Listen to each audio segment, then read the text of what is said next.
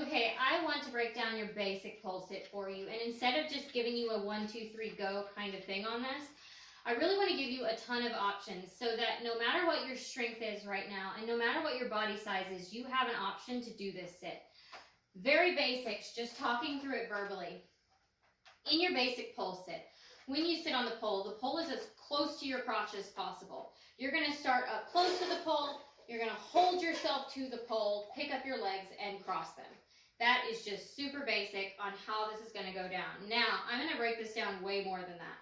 If you are on the stronger side when you start to do your pole sit, a lot of people will want to pull themselves up and then sit down because it gives them the option to do things like your plank or maybe start on your laybacks later.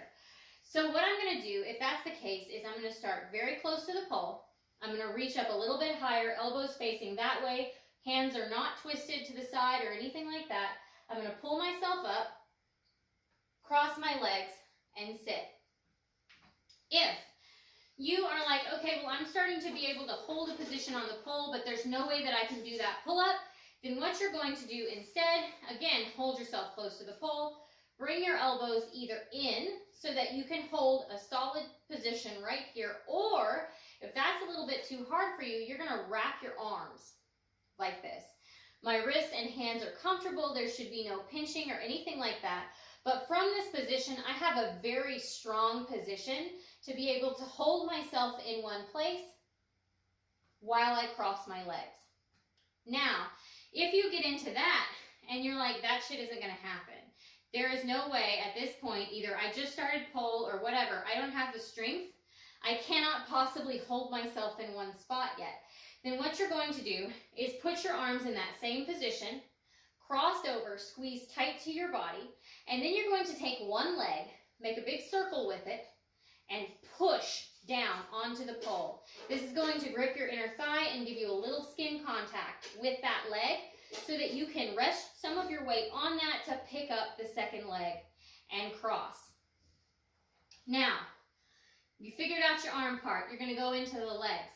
If you are ballerina skinny, if your body does not retain any kind of weight or fat or muscle on your lower half of your body, what you may notice is that you go to sit and you slide straight down because you have no thigh grip. What you're going to do is take this top leg and cross it all the way over the knee like you're sitting in a chair, right? And then if that is still not enough, twist your knees in towards each other, which will give you a lot more grip.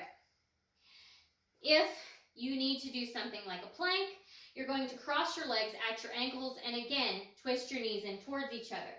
So, super skinny legs can be here, where my legs are twisted nice and tight. Also, you can hook that back foot if you feel like you're sliding.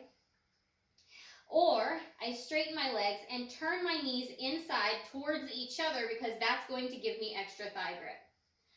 If you are medium thighs like me, you've got some muscle, got some fat, there's a little bit of something to grip there. You can do either one of those.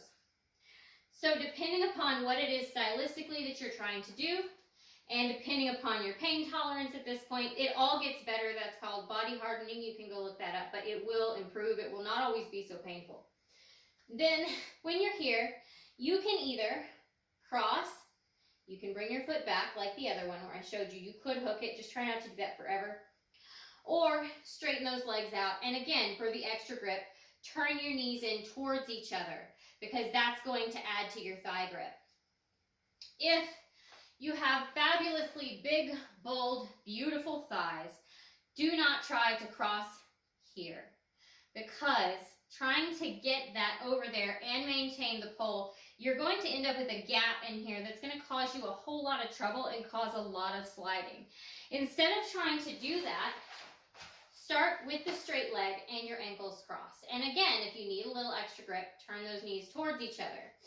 If you're in that situation, you're here, but you want to have a prettier sit, you can keep those ankles crossed and take your knees to one side or the other, and it will always help too if you lean into one side a little bit to add to that grip. So that's really rushing through it, but hopefully giving you some kind of option for that basic sit that will help you. If you go through this whole video and you're like, no, none of those things are happening for me, it's actually X, Y, and Z, don't hesitate to reach out. I'm happy to help you with that. I'm happy to answer any questions you have, and I hope you have a great day.